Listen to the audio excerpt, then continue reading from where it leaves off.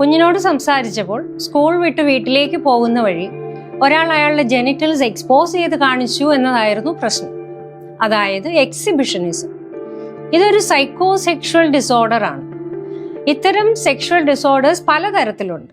കഴിഞ്ഞ ദിവസം ഒരു പെൺകുട്ടിയുടെ അമ്മ എന്നെ വിളിച്ചു.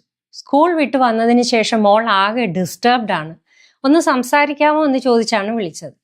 കുഞ്ഞിനോട് സംസാരിച്ചപ്പോൾ സ്കൂൾ വിട്ട് വീട്ടിലേക്ക് പോകുന്ന വഴി ഒരാൾ അയാളുടെ ജെനിറ്റൽസ് എക്സ്പോസ് ചെയ്ത് കാണിച്ചു എന്നതായിരുന്നു പ്രശ്നം. അതായത് എക്സിബിഷനിസം. ഇതൊരു സൈക്കോസെക്ഷൽ ഡിസോർഡർ ആണ്. ഇത്തരം സെക്ഷൽ ഡിസോർഡേഴ്സ് പലതരത്തിലുണ്ട്. എക്സിബിഷനിസം പാരഫിലിക് ഡിസോർഡറിൽ പെടുന്നതാണ്.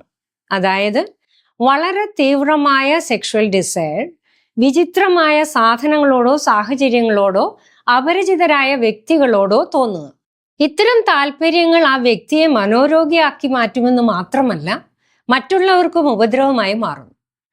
മറ്റൊരു പാരഫിലിക് സെക്ഷൽ ഡിസോർഡർ ആണ് കുഞ്ഞുങ്ങളോട് തോന്നുന്ന സെക്ഷൽ ഡിസയർ, അതായത് പീഡോഫീലിയ. ജീവനില്ലാത്ത ചില വസ്തുക്കളോടോ ലൈംഗിക അവയവങ്ങളല്ലാതെ മറ്റ് ശരീരഭാഗങ്ങളോടോ തോന്നുന്ന സെക്ഷൽ ഡിസയർ ആണ് ഫെറ്റിഷിസം. സെക്ഷൽ സാഡിസം എന്താണെന്ന് എല്ലാവരും കേട്ടിട്ടുണ്ടായിരിക്കും. ശാരീരികമായോ മാനസികമായോ മറ്റൊരു വ്യക്തിയെ മുറിപ്പെടുത്തുന്നതിലൂടെ കണ്ടെത്തുന്ന ലൈംഗിക സംതൃപ്തി.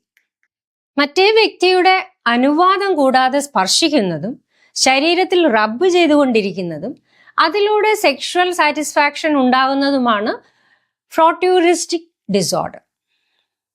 അപമാനിക്കപ്പെടുകയോ മർദ്ദിക്കുകയോ ബന്ധിക്കുകയോ അല്ലെങ്കിൽ കഷ്ടപ്പെടുകയോ ചെയ്യുന്നതിൽ നിന്നും ലൈംഗിക ഉത്തേജനം കണ്ടെത്തുന്നവരുണ്ട്. അത് അറിയപ്പെടുന്നത് സെക്ഷൽ മസോക്കിസം ഡിസോർഡർ എന്നാണ്. നഗ്നത കാണുന്നതിലൂടെയോ മറ്റു വ്യക്തികളുടെ സെക്ഷൽ ആക്ട്സ് കാണുന്നതിലൂടെയോ ലൈംഗിക സംതൃപ്തി കണ്ടെത്തുന്നവർക്ക് വോയൂറിസ്റ്റിക് ഡിസോർഡർ ആണ്. ഇത്തരം മനോവൈകല്യങ്ങൾ പല കാരണങ്ങൾ കൊണ്ടുണ്ടാവാം. പാരമ്പര്യമോ ബ്രെയിനിന്റെ സ്ട്രക്ചറിലും ഫങ്ഷൻസിലുമുള്ള ചില അബ്നോർമാലിറ്റീസ് കൊണ്ടോ സംഭവിക്കാം. കുട്ടിക്കാലത്തെ ചില ബാഡ് എക്സ്പീരിയൻസ് ഇത്തരത്തിലുള്ള ഇൻട്രസ്റ്റ് ഉണ്ടാകുന്നതിന് കാരണമാകാം. സെക്ഷൽ ഡെവലപ്മെന്റ് ടൈമിൽ ഉണ്ടായിട്ടുള്ള ചില ഉത്തേജനങ്ങളും അനുഭവങ്ങളും പിന്നീട് തുടരുന്നതിനും അതൊരു മാറ്റാൻ പറ്റാത്ത ബാഡ് ഹാബിറ്റായി മാറുന്നതും കാരണമാണ്. ഇവർക്കൊരു കോമ്പിനേഷൻസ് ഓഫ് തെറാപ്പീസ് വേണ്ടിവരും.